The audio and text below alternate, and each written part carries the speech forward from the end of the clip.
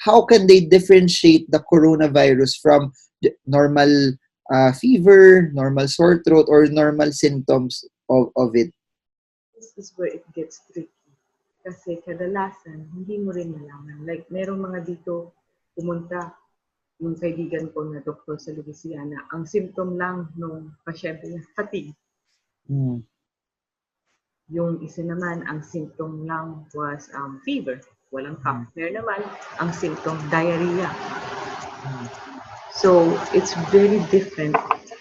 So, I guess the short answer is, you really can't undifference ng symptoms ito. But kadalasan, okay, hindi ko sinasabing ito lang ang only. Pero kadalasan, fever, tapos may ubo na usually dry cough. Tapos pag nag-laboratory sila, meron din sila makikita mga lab abnormalities. At pag nag-chest x-ray sila, meron din sila makikita mga chest x-ray na points towards coronavirus.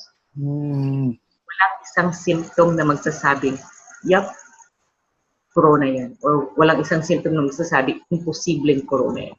Okay. Correct me if I'm wrong, no? Why do most people die from pneumonia? Does it mutate to be some sort of something that goes to the lungs talaga, yun yung nagiging deadly? Respiratory virus kasi siya. So, ibig sabihin, yung virus na ito, mahilig siyang tumira sa respiratory tract. Ang nangyayari kasi, so yung virus, pagpasok niya sa iyo, inaano niya yung immune system mo, parang ini-stimulate niya yung immune system mo. In a certain part ng population, na overstimulate yung immune system mo, kumbaga exaggerated na yung response ng katawan mo. And isa sa mga exaggerated response is nagkakaroon ka ng bad reaction sa lungs. Kumbaga para pang you're drowning in fluid. Ang tawag nila doon ARDS or acute respiratory distress syndrome. Na tipo oxygen hindi na kaya kasi punong-puno na ng fluid yung lungs. So kailangan kang intubate.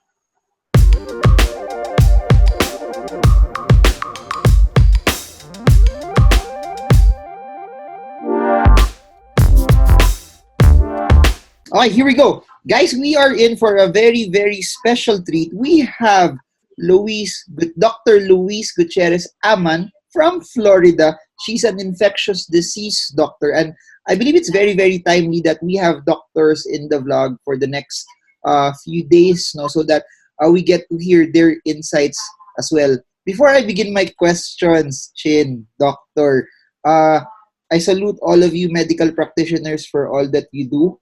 Thank you so much to those that are in the Philippines, to those that are in the States, or to all the doctors around the world. Thank you for going out every day and trying to protect all of us as well. So, ng mga nurses at lahat ng mga tao sa hospital. Yep. So before we go to the meat of the discussion, you told me you're trading stocks. Okay. Pero mostly long-term investment, mutual funds. Nagsimula ako noong 2008. Okay. 2008. Kasi nung pumunta ako ng States, wala akong kaalam-alam sa pera. Pumili ako ng libro about how to handle your finances. Tapos yun, nagsabi sila mutual funds, magandang. Kahit wala ako masyadong pera, pinili ko lang yung mga magandang mutual funds na nire-recommend. Kasi parati, every time na may salary ako, ginagawa ko, talaga naka-allot doon ilang percentage. Kaya ngayon, sobrang yaman na eh. And Corona, medyo okay pa. Post-coronavirus, medyo bumabala. So, pero hindi ko siya tinitignan kasi nataas lang. Tapos you told me this, aside from investing long-term, you try to dabble into day trading. How's your experience there?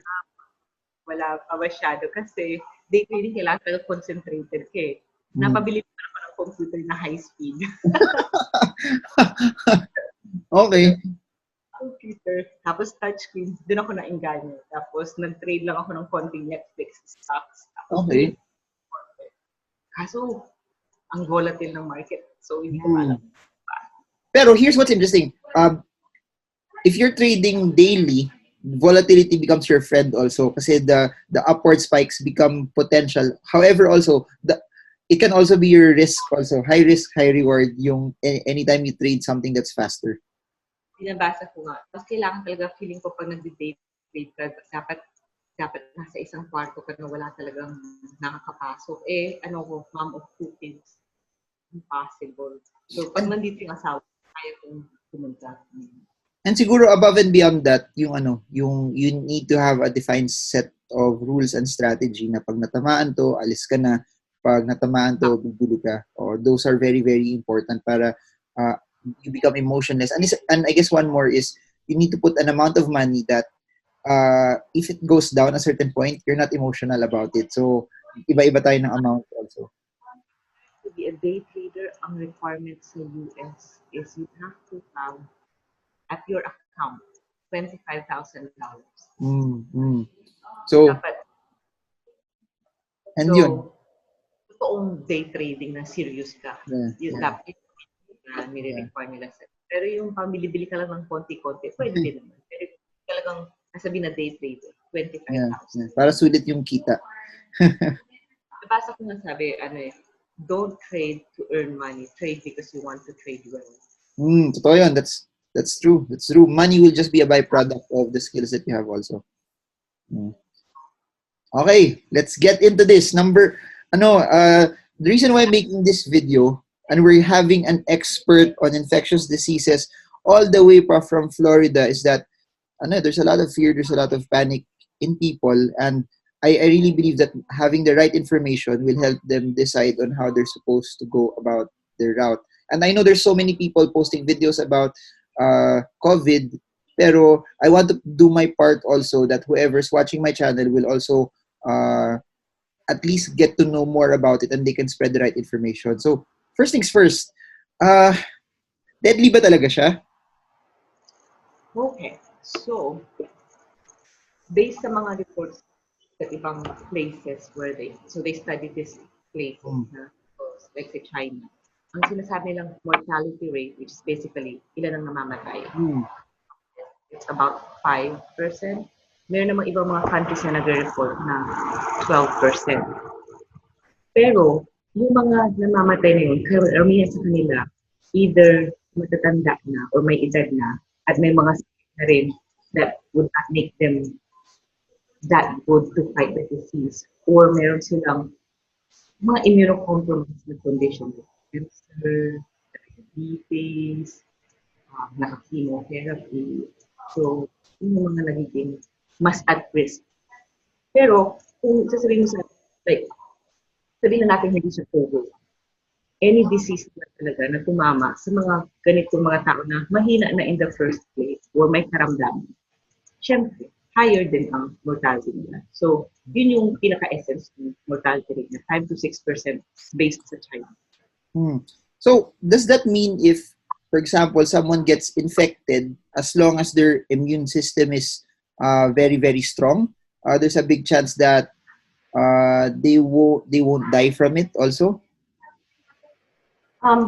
I wouldn't bet na 100% hindi ko mamamatay. Kasi meron din mga reports. Sa dami na nito, may mga reports din ng mga tipong super healthy people na namatay na from coronavirus. But more than likely, kung mag-bet ka, if you're young, you're healthy, more than likely you can get over it. Pero, kumbaga, may konting risk na nandyan. Pero kung meron kang karamdaman, kaya nga ang sinasabi nila, di ba, pag age greater than 60 or 65, huwag ka na umalis ng bahay. Mas higher ang risk. Question on top of that, for two things. Number one, what do you suggest para mas strengthen yung immune system? Para just in case you get it, malakas ka pa rin. What can they take right now? What can they eat? What should they do? And second is, inisip ko kasi sa Philippines, there's lesser hospitals, lesser doctors, lesser medical personnel. If they catch it, tapos the hospital cannot take them anymore, ano yung pwede nilang gawin in order for them to survive? Na just in case nakuha na nila yun, what can they do? Okay. Number one, sa immune system, ang dami nababasa ko yung vitamin C, may rinig din ako vitamin D, zinc, all ng mga vitamins na yan, maganda. Pero hindi mo masasabi na, oh, dahil tinake ko ito, for sure, 100%, I won't get it. No, hindi yun ang sinasabi ko. Ang sinasabi ko is, if pag tinake mo yung mga vitamins mo, regardless of whatever vitamins yan, vitamin C, vitamin D, or kung ano pa man, zinc, mga minerals, centrum, multivitamins, gaganda ang immune system mo, gaganda yung chances mo of fighting any disease. So, yes, eat healthy, drink your vitamins, magandang advice. Pero to say 100% for sure, hindi mo makuha yung coronavirus dahil ginawa mo itong mga bagay na ito, uminom ka ng coconut virgin oil, walang study to support that. Okay. Ano pa nga I've been drinking a lot of water the past 2 weeks kasi sabi you have to drink a lot of water. So I've been drinking siguro times 5 the normal amount of water that I've been drinking. Ang gagawin kong dietary advice is how you would tell a kid to eat. Yun ang gawin mo sa sarili mo. Kung sinasabihan mo yung anak mo, alam ko wala ka pang anak, pero kung sasabihin mo yung pamangkin mo na, or eat your vegetables, don't eat too much sugar. Yun din ang i-apply mo sa sarili mo. Kung ano yung maganda. And alam mo, lang, mga Pilipino, alam nila, maganda ang background natin sa nutrition. Alam natin kung ano yung mga dapat natin kainin at hindi dapat kainin. Okay. Population dito sa US. Maganda background sa nutrition. Okay. So back to the other question naman na what if you get it? What's the best thing that they can do? If you get it and you're healthy, quarantine yourself. Kung kunyari, meron kang kwarto sa bahay na pwedeng ikaw lang ang nandoon for 14 days ang I believe recommended kahit sa Pilipinas po. So, doon ka lang, ipaserve mo yung mga pagkain sa kwarto mo, huwag ka nang lumabas kung posible. Ideal situation. Kung pwedeng meron kang sariling banyo, good. Pero kung hindi po pwede, at may availability ka naman na, let's say, kumain ka na lang sa styrofoam or mga disposable plastic para hindi na mahawa pa yung iba kung hindi nahugasan ng maayos yung spoon and fork mo. Diba?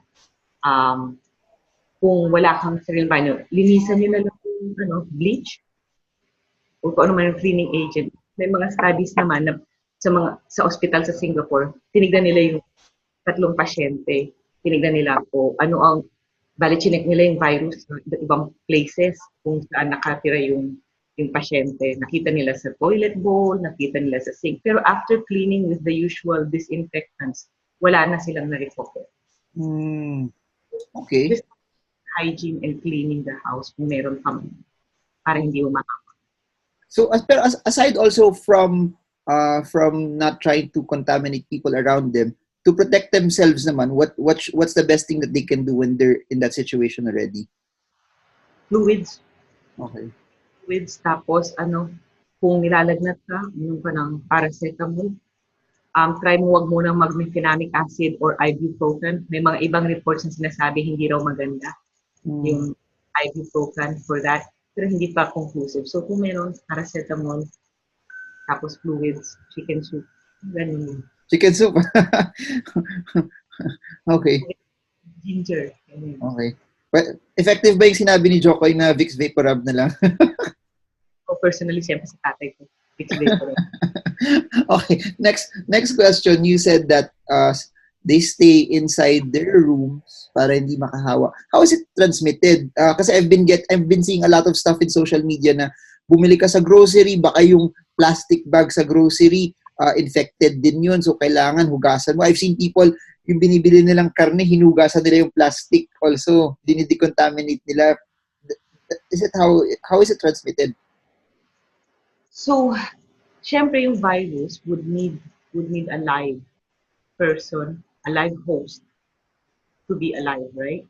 Kailangan mo ng tao. So, kasi basically, kailangan nila ng animals para mag-multiply. Gagamitin nila yung katawan mo para to multiply. So, sa mga surfaces na like table, wala naman silang makuha dyan na nutrition. Eventually, they will die. Eventually, kasi wala silang source of kumbaga food nila. Eventually, pero nakita nila yung mga virus na ito, parang ang tagal nila nagsusurvive dyan sa surfaces. Meron pang mga report, mga 14 days. Or Wow! ganyan. Pero, yung mga ginamit naman kasi nila na studies yun, tinignan lang nila yung part ng virus. Hindi naman nila tinignan kung buhay ba talaga yung virus. So, minsan, maganda na rin yung nag-iingat ka.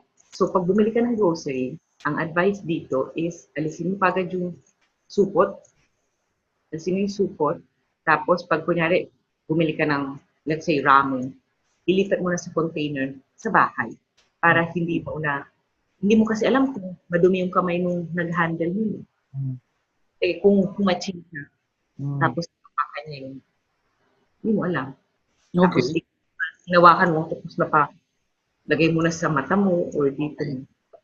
Pero there's no evidence naman that it can be transmitted by food. Is it safe that since syempre that's hard na rin to track, no, but is it safe to say that every time humawak ka ng dilata, every time na humawak ka ng ibang item, you just wash your hands after, tapos okay na yun. That's the best way to protect yourself against it.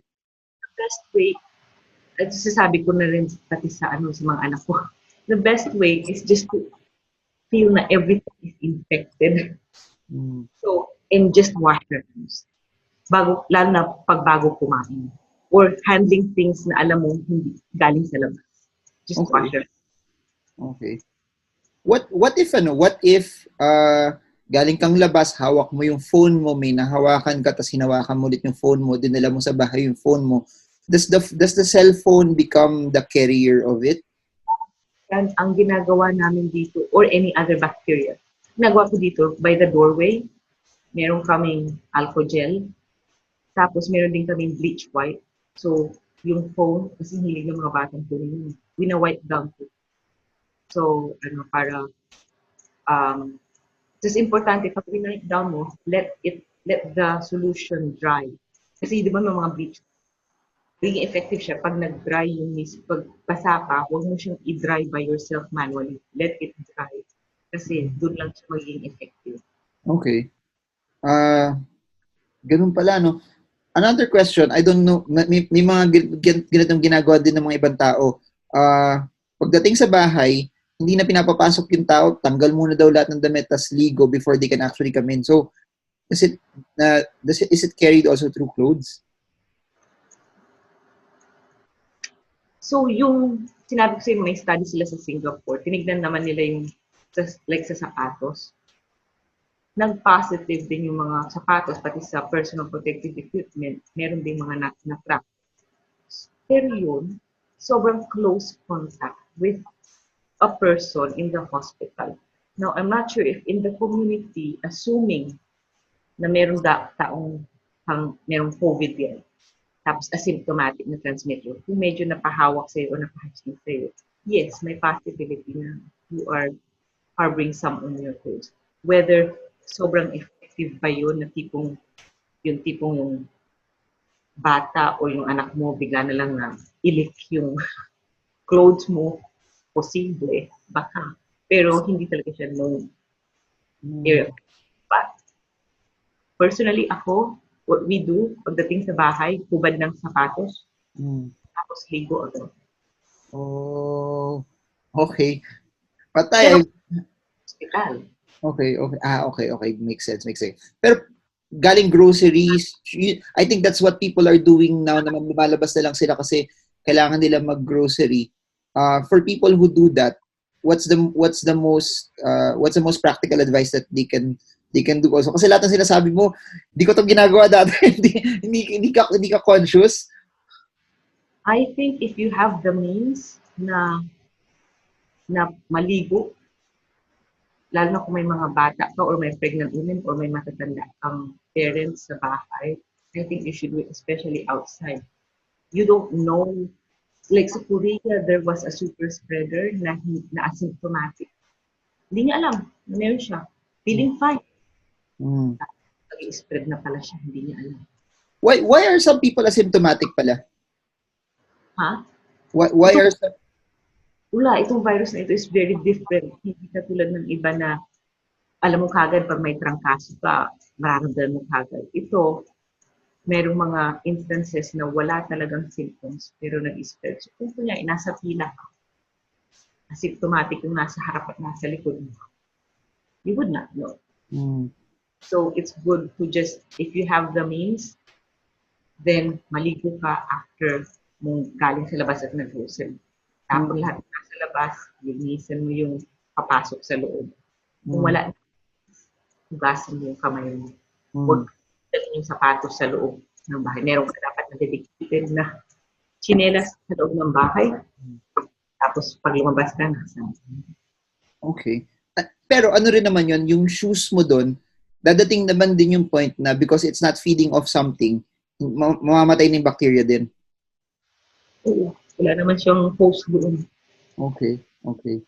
Then, you said yung distance ng tao, the only way it gets transmitted naman sa kung tumama or makatsingan ka or may nahawakan ka na nahawakan nila. So, I think yung possible doon is yung grocery cart or yung kakuha ka ng items. Oo. So, tsaka pera, I think. Pera o sa bagay, oo, naisip ko na yun. Pero kasi dito nga, wala masyado. Credit card. Or credit card din. Kasi babayad mo rin sa cashier, nahawakan din nila yung... Sila humawak sa... ito pala. Yung cashier, humawak ng cash. Yung cash, may bacteria. Tapos nagbayad ka ng credit card. Does it transfer sa card? Pwede. Pero, unlikely, pero pwede. So, any person can give it to you, really. Kung ano sila, if they're harboring the virus. So, the safest thing talaga that you do is just wash your hands and not touch your face. That's it. Yes, pero napaka-imposible to not touch your face. Wash your hands. Alcohol. Magkaroon ka ng spritz, yung 60%, 70% alcohol. Okay. Gamitin niyo yung sa perfume, pang-spritz parati. Para parati ka nandiyan. Pero that works? The alcohol is also effective? Or if you can wash your hands, wash your hands. Wash your hands. Pero alcohol is also good. Okay. Kasi na-realize ko, once we did the quarantine, di na kami lumalabas masyado, na-lessen yung paggamit namin ng alcohol kasi nasa bahay lang kami, pero puro hugas na lang yung nagagawa namin. Oo, mas maganda naman. 20 seconds. Okay. I have a lot of other questions. So,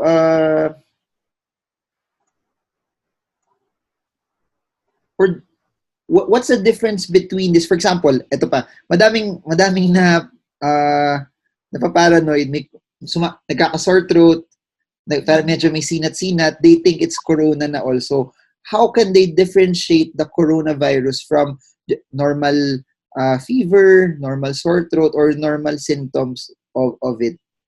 This is where it gets tricky. Kasi kadalasan, hindi mo rin malaman. Like, merong mga dito pumunta, yung kaibigan ko na doktor sa Louisiana, ang symptom lang nung pasyente niya, fatigue. Yung isa naman, ang symptom lang was fever, walang cough. Meron naman, ang symptom, diarrhea. So, it's very different. So, I guess the short answer is, you really can't undifference ng symptoms ito. But kadalasan, okay, hindi ko sinasabing ito lang ang only. Pero kadalasan, fever, tapos may ubo na usually dry cough. Tapos pag nag-laboratory sila, meron din sila makikita mga lab abnormalities. At pag nag-chest x-ray sila, meron din silang makikita mga chest x-ray na points towards coronavirus. Walang isang symptom na magsasabing, yup, corona yan. Or walang isang symptom na magsasabi, imposibleng corona yan. Okay. Correct me if I'm wrong, no? Why do most people die from pneumonia? Does it mutate to be some sort of something that goes to the lungs talaga, yun yung nagiging deadly? Respiratory virus kasi siya. So, ibig sabihin, yung virus na ito, mahilig siyang tumira sa respiratory tract. Ang nangyayari kasi, so yung virus, pagpasok niya sa iyo, inaano niya yung immune system mo, parang ini-stimulate niya yung immune system mo. In a certain part ng population, na overstimulate yung immune system mo. Kumbaga, exaggerated na yung response ng katawan mo. And isa sa mga exaggerated response is nagkakaroon ka ng bad reaction sa lungs. Kumbaga, para pang you're drowning in fluid. Ang tawag nila doon, ARDS, or acute respiratory distress syndrome. Na di po oxygen hindi na kaya kasi punong-puno na ng fluid yung lungs. So, kailangan kang intubate. Yun yung part na tinitingnan ngayon ng US, baka pwedeng gumawa sila ng mga gamot o gumamit sila ng mga gamot that would sort of i-lower down yung pagka-exage ng immune system ng tao. So, nandun ngayon yung tinitingnan ng US. Okay, last two questions. Number one, how important is if they feel it, they have themselves tested already? Second, also, what any message about social distancing and wag na lumabas ng bahay from one of the top infectious disease doctors in Florida? Okay, hindi ko kinikilig ito sa atin. So, yung unang question, ano yung question ulit? Kasi naalala ko yung second question mo. So, yung second question is about social distancing. If they get symptoms, how important is it that they try to get themselves tested kagad? In the ideal world, and we don't live in the ideal world, kahit sa US, hirap ang testing, hirap ang accessibility sa testing. Sa Pilipinas, mas lalong hirap ang accessibility sa testing. In the ideal world, katulad sa Iceland, konti lang yung mga tao, halos na test nila yan lahat. South Korea, may capability sila. Ideally, yes, be tested upon the situation. Kasi that testing would help identify people kung sino ang dapat talagang i-quarantine. At pag na-identify mo ng totoo kung sino ang dapat i-quarantine, hindi masyadong maapektuhan ang business, ang economy. Kasi alam mo kung sino ang pwedeng gumalaw at sino ang hindi pwedeng gumalaw. But we live in a fallen world. So, assume, I think it is good, especially sa Pilipinas, assume na lang na pag may symptoms na hindi naman masyadong malala, assume mo na lang muna na infected ka ng coronavirus and quarantine yourself. Okay. Ngayon, observe yourself. Kung lalala yan, usually lalala yan on the 5th day. So, merong mga tao na, coronavirus nga, na-test nga, positive coronavirus. Pero on the 5th day, yung may percentage ka na mas lalong lalala. So, obserbahan nyo kahit na okay sila on the first 5 days. On the 5th to 7th day, yan yung tricky day. So, kunyari mag-isa ka, feeling mo may corona pa, sige, kaya mo pa. Have friends check in on you, text. Lalo na on the 5th, 7th day, text. Okay pa ba? Ganyan. Have somebody check in on you para alam mo, kung pwede kang ma-admit sa ospital, magpa-admit ka kung malala na yung mga symptoms mo. Pero may mga strict criteria na ngayon ang ospital sa Pilipinas on who to admit and who not to admit. Okay. Have a group of friends to always check in on you. So, mahirap pala maging single ngayon, no? Sa mga kaibigan natin single, hindi lang pala pang mahirap pala. Harder to be in your condition. Wala ka na sa chat room. Kailangan merong check-in sa iyo. Okay. So, yung pangalawang tanong is about how important is quarantine. Bali kasi, ito talaga, ganito yan eh. Yung hospital, think of the hospital na bahay mo. Tapos, let's say, birthday mo. Sa bahay mo, let's say, ang pairs ng ng plato mo ay 10 lang. 10 plato, 10 kubyertos, 10 baso. Pero madami kang kaibigan na gustong pumunta sa birthday mo. Okay? Anong mas gugustuhin mo? Kung sa 1,000 na kaibigan mo, pupunta isahan? O sasabihin mo na, oy, 10 muna punta umaga. Mamayang 10, mamayang gabi na para makapaghugas ulit ako. Hanggang sa in the next 100 days, hanggang sa maubos mo yung 1,000 mo na tao, na kaibigan. Napakain mo sila lahat, nabigyan mo sila ng lahat ng pagkain, malinis. Kasi sa 10 lang yung mga plato mo. Ganun din ang ospital. Limited lang ang number of beds nila. So, kung magka-quarantine ka, it has been proven na magdi-decrease at least yung rate ng infection sa ibang tao. So, hindi kadami ng sobra at a short amount of time at hindi mapa-flood ang ospital ng sobrang daming pasyente na wala nang capability yung ospital. Hindi na sila makahinga. So, ganun din yung quarantine. Pagpahingahin mo naman yung ospital. Dahan-dahan. And yun din yung scary sa Pilipinas, no? Kasi the hospitals are not as much to be able to contain, kunyari nagkaroon ng influx also. And I guess we don't want what happened to, I think it was Spain or Italy, where wala na talaga eh. They didn't have the facility to take in the patients anymore. Ang nangyari kasi doon is, as with anything, hindi naniniwala ang tao. Okay lang ako, okay lang. Yung okay lang ito. Meron ka palang ripple effect na hindi mo alam. Tapos hanggang sa ma-epektuhan na lahat. So, in this situation, how we can help talaga. Kasi the hospital is just the last line. Public health, it is in your hands, in the non-doctor's hand, non-nurse, sa iyo, sa mga tao, business people, ordinary people na walang kinalaman sa hospital, it's in your hands. Kasi, ano man ang gawin niyo, any action that you do affects everything later on. Para siyang game. I-protect ang Winterfell. Okay.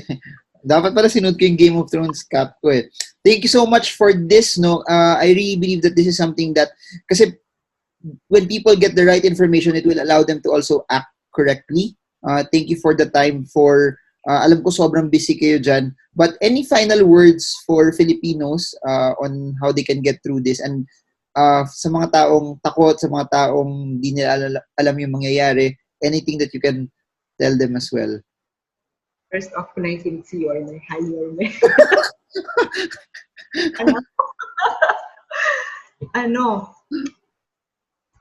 I think the Philippines sanay sa mga ganitong klaseng problema. Nandito ako sa America ngayon, but I can truly say na ang Filipino spirit, really, that will carry us a long way kasi sobra ang resilience natin. Basta sumunod na lang kayo. Ako mismo, I have doubts. Kunyari, marami akong opposition sa government, mga US or sa Pilipinas, which is natural naman. You will have problems with the government sometimes. Pero kung sumunod na lang sa laws ngayon, sa quarantine laws, make sure to stock food and check in on your friends and your parents all the time by text or Facebook message. All right. Thank you so much for the time. I hope you got a lot from this. If you have any other questions, guys, please comment them below, and then we'll try to see how we can make more videos like this that will give you the right information as possible. So, yun lang, guys. Please stay at home. Don't go out. Use this time to just pivot, learn, and build a new skill as well. It's nice to watch Netflix. It's also nice for some na nag-Mobile Legends, but also try to educate yourself while everyone is at home. So use this time to build you up. So thank you so much, Dr. Louise Gutterez Amman. So thank you. I hope that after this also your stock trades will be massively, massively better.